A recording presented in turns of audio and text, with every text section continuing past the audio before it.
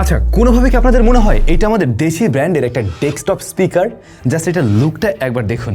আপনি outdoor indoor সব জায়গায় ব্যবহার করতে পারবেন। তবে আমার কাছে মনে হয়েছে এটা আপনার বেডরুম বলেন, আপনার ড্রয়িং রুম বলেন, যে কোনো একটা জায়গায় কোনো একটা ডেস্কটপ কর্নারে যদি এটা থাকে খুব দারুণ লাগবে দেখতে, খুবই অ্যাস্থেটিক একটা ফিল দেয়। ইভেন এটা ডিজাইনটাও বেশ কিছু জায়গায় খুব ক্লাসিক একটা ভাইব রাখার ওরা ট্রাই করছে, এবং এটা আমাদের দেশি ব্র্যান্ডের একটা স্পিকার। আমরা কোরাসের একটা মডেল নিয়ে কথা বলছিলাম, ওয়ালটনের কোরাস। আপনারা নিশ্চয়ই অনেকে জানেন, এর আগেও আমরা রিভিউ করছিলাম। ইভেন অনেকে জানেই না যে কোরাস আসলে ওয়ালটনের। এনিওয়ে, আজকে আমরা কথা বলবো WDS 120 নিয়ে। আপনারা প্রথমে যেটা লক্ষ্য করবেন, উপরের পাশটাতে ওরা একটা লেদার কোটিং রেখেছে, কোটিং না মানে একটা আর্টিফিশিয়াল লেদার দিয়ে র্যাপ করা রয়েছে, হ্যাঁ। এবং সামনে প্লাস দুই পাশে আমরা যে ম্যাটেরিয়ালটা দেখছি এটা এক ধরনের ফেব্রিকের। আর একটা জিনিস আপনাদের খুবই ভালো লাগবে, সেটা হচ্ছে এখানে একটা মিটারের মতো দেখছেন, যেটা সাউন্ডের সাথে রিঅ্যাক্ট করে। ইভেন এটাতে অরেঞ্জ কালারের লাইট জ্বলে, ঠিক আমরা অ্যাম্পার মিটারে যেমনটা দেখতাম।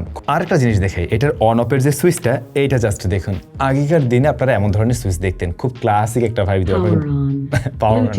এনিওয়ে, যেটা বলছিলাম যে এখানে আমরা অরেঞ্জ কালারের লাইট দেখতে পাই, এটা হচ্ছে অন অফ সুইচ। এবং এখানে আরো প্রয়োজনীয় বেশ কিছু বাটনস রয়েছে যেগুলো আপনি ব্যবহার করতে পারবেন। তাছাড়া একদম ম্যানুয়ালি এখানে আপনি ভলিউমকে কন্ট্রোল করার মতো সুযোগ পাচ্ছেন। প্লাস এখান থেকে আপনি এটা ট্রাভেল সেকশন, ইভেন বেস সবকিছু নিজের মতো করে কন্ট্রোল করতে পারবেন। তাছাড়া কারোকে সাপোর্ট করে আপনি কারোকে ব্যবহার করতে পারবেন এটাতে।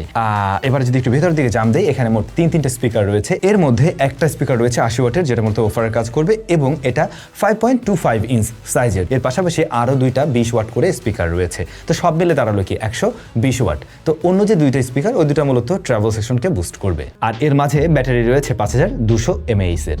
চলুন একটু সাউন্ডের ব্যাপারটা নিয়ে কথা বলি।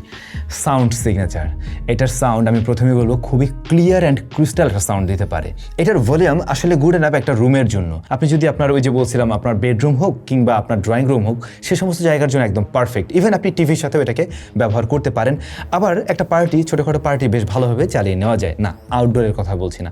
আউটডোরে গেলে আপনার কাছে এটার সাউন্ডের কিছুটা কমতি মনে হবে। কমতি মিনস ভলিউমটা কম মনে হবে। এটা যথেষ্ট বেজ একটা সাউন্ড দেয়, খুবই ভালো বেস দিতে পারে। তবে একদম ডিপ থাম্পিং লেভেলের যে বেসটা আপনারা অনেকে মনে করতে পারেন, ওই ধরনের বেস পাবেন না, কারণ এখানে মোট একটা ইউনিট রয়েছে। তো এইটার বেসটা বেশ ক্লিনভাবে আপনাকে ফিল দিতে পারবে। আই মিন আলাদা আলাদা পার্টিকেলসগুলো আপনি খুব সুন্দর করে ডিটেক্ট করতে পারবেন, বা সেইভাবে পুশ করতে দেখা যায়। আবার দেখলাম এটার সাউন্ড লেভেলটা আপনি 90% পর্যন্ত মোটামুটি ঠিকভাবেই নিতে পারছেন। এরপরে যদি বাড়ানো হয় 80% প্লাস প্লাস, তাহলে কিছুটা ডিস্টর্টেড হতে দেখা যায়। সব ধরনের গানে না, কিছু কিছু সাউন্ডে গিয়ে একদম ফুল ভলিউমে একটু হয়তো বা মনে হতে পারে যে একটু ডিস্টর্শন আছে এখানে। ব্যাটারি ব্যাকআপ হিসেবে ওরা তো ক্লেম করে আপনি 5 থেকে 8 ঘন্টার মতো মিউজিক প্লে টাইম পাবেন। আসলে সেটা পাবেন কিভাবে পাবেন? যদি কিনা আপনি একদম লোয়েস্ট ভলিউমে থাকেন, সেক্ষেত্রে আপনি প্রায় 8 আওয়ার্সের মতো একটা ব্যাকআপ পাবেন।